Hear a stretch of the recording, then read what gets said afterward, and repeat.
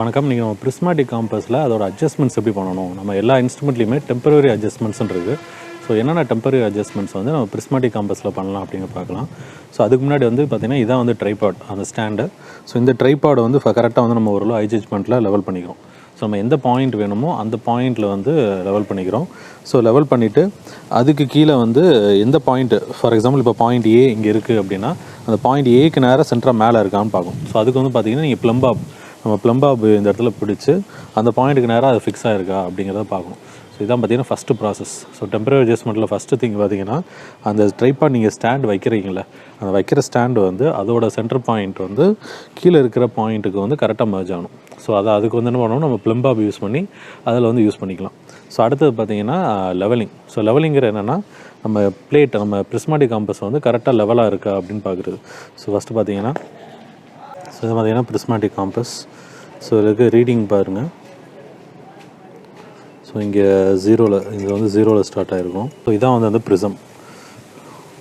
So அந்த ப்ரிசமில் வந்து இப்போ செக்ஷன் இப்படி இருக்கும். ஸோ இப்போ நீங்கள் சைடில் வந்து பார்த்திங்கன்னா இந்த ட்ராயிங் வாங்கினீங்கன்னா இப்படி தான் பார்த்துருப்போம். ஸோ இதுதான் பார்த்திங்கன்னா அந்த ப்ரிசம். ஸோ இந்த ப்ரிசமில் வந்து பார்த்திங்கன்னா இந்த வெர்டிக்கல் ஸ்லிட் வந்து உங்களுக்கு தெரியும். ஸோ இது வழியாக பார்க்கும்போது உங்களுக்கு ரீடிங்கும் அந்த ஸ்லிட்டும் வந்து சைமல்டேனியஸாக தெரியும். சரிங்களா? அதுக்காக தான் பார்த்திங்கன்னா நம்ம Prismatic Compass யூஸ் பண்ணுறோம். ஸோ அதனால தான் அந்த ரீடிங் எல்லாமே இன்வெர்ட்டடாக இருக்கும். ஸோ ரீடிங் எல்லாமே மிரர் இமேஜ் மாதிரி ஒரு இன்வெர்ட்டட், அதாவது அந்த இமேஜை வந்து டேரெக்டாக பார்த்தா இன்வெர்ட்டடாக இருக்கும். ஸோ இந்த ப்ரிசமில் ரிஃப்ளெக்ட் ஆகி, ஸோ இப்போ ரீடிங் இப்படி இருக்குன்னா அது வந்து ப்ரிசமில் இப்படி பட்டு இப்படி ரிஃப்ளெக்ட் ஆகிருக்கும். ஸோ அதான் பார்த்திங்கன்னா Prismatic Compassோட நேச்சர். ஸோ இந்த ரீடிங்ஸ் எல்லாமே இன்வெர்ட்டடாக பிரிண்ட் ஆகிருக்கும், பார்த்திங்கன்னா தெரியும். ஸோ அந்த இன்வெர்ட்டடாக பிரிண்ட் ஆனது இதில் ரிஃப்ளெக்ட் ஆகி இந்த ஃபேஸ்க்குலாம் நம்ம கண்ணுக்கு தெரியும். ஸோ இப்படி பார்க்கும்போது தெரியும். சைமல்டேனியஸாக என்ன பண்ணிக்கலாம், பைசெக்ட் ஆகிற பாயிண்ட் அந்த கிராஸ் ஏர்லேயும் இந்த வேல்யூவில் வந்து இதில் வந்து பார்த்துக்கலாம். ஸோ இதான் பார்த்திங்கன்னா ப்ரிசம். ஸோ இந்த கிளாஸ் வந்து பார்த்திங்கன்னா இந்த ரெஃப்ளெக்ஷன் இங்கேருந்து நீங்கள் பார்க்கும்போது ரீடிங்கோட ரெஃப்ளெக்ஷன், இந்த அலுமினியம் பிளேட்டில் வந்து சன்னோட ரெஃப்ளெக்ஷன் இருக்கும். ஸோ அதுக்காக வந்து இது கொடுத்துருக்காங்க.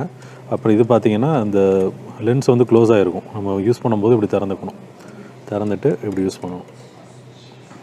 ஸோ இது வந்து லிஃப்ட் பண்ணுறதுக்கு. ஸோ சில பேருக்கு வந்து விசிபிலிட்டி கம்மியாக இருக்கும்போது ஸோ இப்படி லிஃப்ட் பண்ணிட்டாங்க அப்படின்னா நம்ம பார்க்குறதுக்கு வந்து கொஞ்சம் ஈஸியாக இருக்கும் ரீடிங். ஸோ இது வந்து பார்த்திங்கன்னா ஆப்ஜெக்ட் வேன்.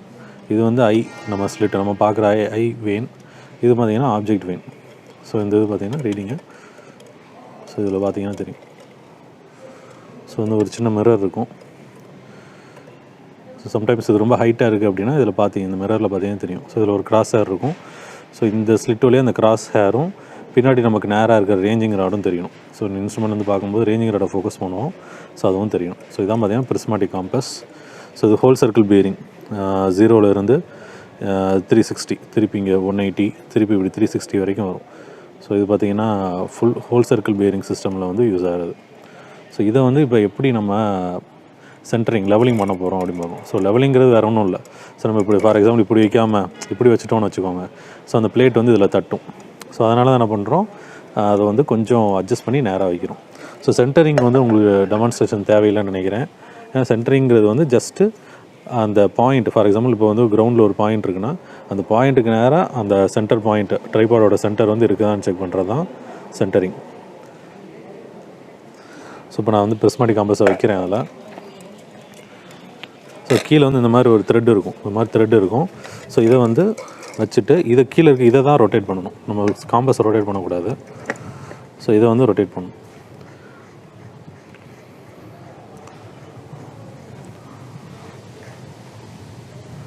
ஸோ இதை ரொட்டேட் பண்ணிட்டோன்னா அது டைட் ஃபிக்ஸ் ஆகிரும்.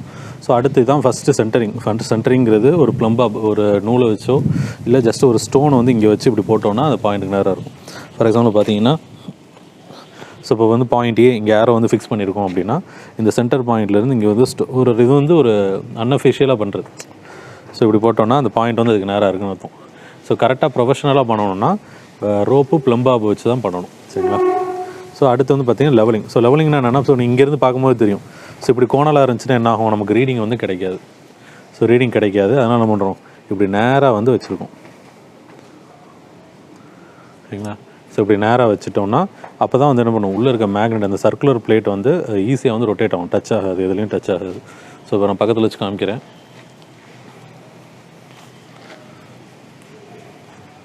ஸோ பார்த்தீங்கன்னாலே தெரியும் அந்த பிளேட் வந்து என்ன ஆகும், ஈஸியாக வந்து இப்படி ரொட்டேட் ஆகும்போது அதை டச் ஆகக்கூடாது.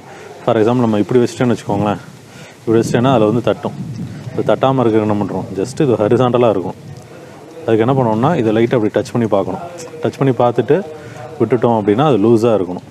சரிங்களா? ஸோ இதில் வந்து ஸ்பிரிட் லெவல் வச்சு ஹரிசாண்டலாகவோ அப்படிலாம் வைக்க தேவையில்லை. ஸோ ஜஸ்ட் என்ன பண்ண போதும், இப்படி நேராக வச்சா போதும். நேராக வச்சு ரொட்டேட் பண்ணும்போது அந்த டிஸ்கை வந்து இது டச் பண்ணாமல் இருக்கணும்.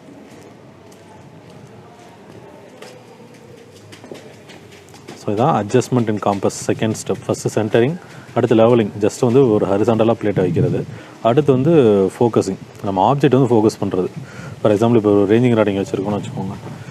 இந்த போஸ்ட்டில் இருக்க வந்து ரேஞ்சிங் ராட் ஃபிக்ஸ் பண்ணுறோம் அப்படின்னா கரெக்டாக வந்து என்ன பண்ணணும்,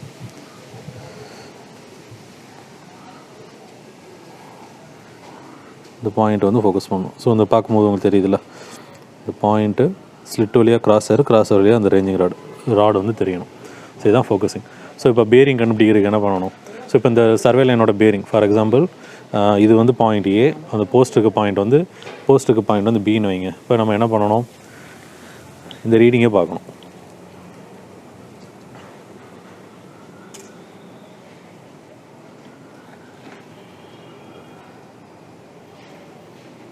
ஸோ ரீடிங் என்னன்னு பாருங்கள். ஸோ இது பார்த்தீங்கன்னா 180, 170, ஸோ இந்த மாதிரி இருக்கா. ஸோ இது எல்லாமே இன்வெர்ட்டடாக ரீடிங் வந்து பார்த்திங்கன்னா இன்வெர்ட்டடாக இருக்குது பார்த்தீங்களா. ஸோ ரீடிங் எல்லாமே நமக்கு நேராக பார்க்கும்போது தெரியல.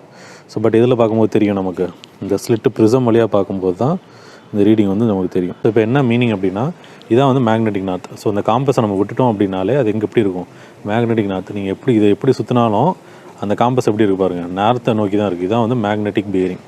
ஸோ இந்த லைன் தான் இந்த லைன் தான் மேக்னெட்டிக் பேரிங். இதுதான் magnetic, that is meridian. Magnetic meridian இந்த பக்கம் இருக்குது, நம்மளோட சர்வே லைன் இப்படி இருக்குது. அப்போ என்ன பண்ணணும், இங்கே ஹோல் சர்க்கிள் பேரிங்னா இப்படி வரணும். ஸோ மேக்னெட்டிக் மெரிடியன் இந்த பக்கம் இருக்குது, சர்வே லைன் இப்படி இருக்குது. நம்ம ரெடியூஸ் பேரிங்னா என்ன பண்ணலாம், இங்கேருந்து இப்படி கால்குலேட் பண்ணிடலாம். பட் ஹோல் சர்க்கிள் பேரிங்னா என்ன பண்ணணும், இங்கே சுற்றி இங்கே வந்து எவ்வளோ சர்வே லைன் இருக்குது அப்படின்னு பார்க்கணும். சரிங்களா? ஸோ இப்போ திருப்பி லைட்டாக தட்டிருச்சு. ஸோ கொஞ்சம் சும்மா ஒரு பேருக்கு ஃபோக்கஸ் பண்ணி ரீடிங் பார்ப்போம். நம்ம ஒரு சர்வேயர் காம்பஸ் எப்படி இருக்கும் அப்படிங்கிறத பார்க்கலாம். ஸோ இதான் பார்த்தீங்கன்னா சர்வேயர் காம்பஸ். ஸோ சர்வேயர் காம்பஸில் பார்த்தீங்கன்னா நமக்கு வெயிட் பண்ணுங்க.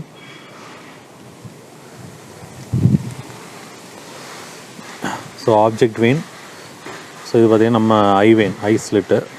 ஸோ இது பார்த்திங்கன்னா ஆப்ஜெக்ட் ஸ்லிட் இருக்கும். ஸோ மேக்னெட்டிக் நீடில் நம்ம பிரிஸ்மேட்டிக் காம்பஸில் இருக்கிற மாதிரி மேக்னெட்டிக் நீடில் வந்து இருக்காது, ஸோ இண்டிபெண்ட்டாக இருக்காது. என்ன இருக்கும், டிஸ்கில் வந்து ஒட்டி இருக்கும், நீடில் வந்து தனியாக இருக்கும். முன்னாடி வந்து ரீடிங்கும் சேர்த்து ஒட்டி இருக்கும் பிரிஸ்மேட்டிக் காம்பஸில். இதில் பார்த்திங்கன்னா தனித்தனியாக இருக்குது. ஸோ இதை எப்படி ஃபிக்ஸ் பண்ணுறதுன்னு பார்க்கலாம்.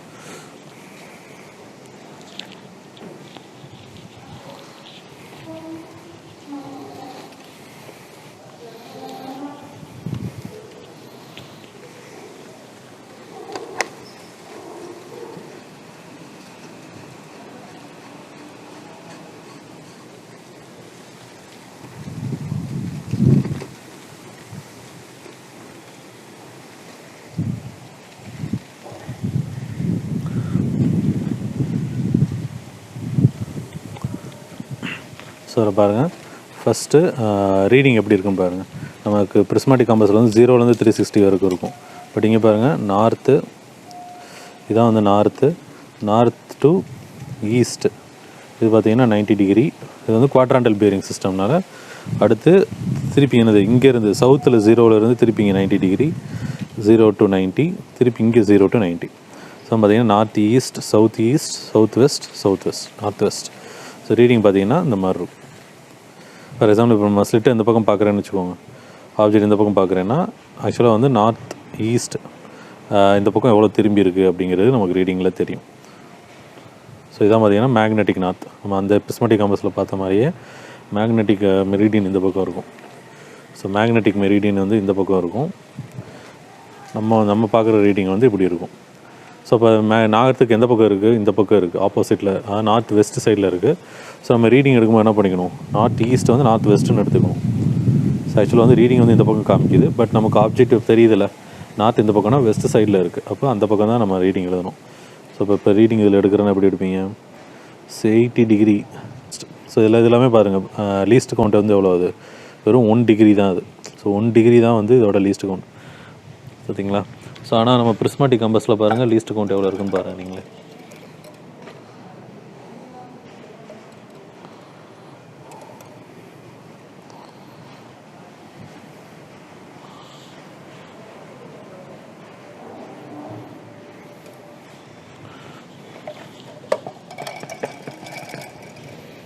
ஸோ இதில் பிரிஸ்மாட்டிக் காம்பஸில் ரீடிங் பாருங்கள் லீஸ்ட் கவுண்ட் எவ்வளோ இருக்குது.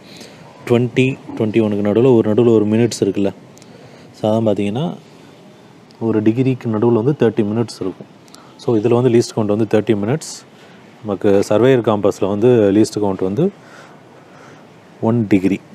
பார்த்தீங்களா, இதான் வந்து வித்தியாசம். ஸோ அட்ஜஸ்ட்மெண்ட் வந்து ரெண்டுக்குமே ஒன்று தான், ஒரே டைப் ஆஃப் அட்ஜஸ்ட்மெண்ட் தான். Centering, levelling, focusing object.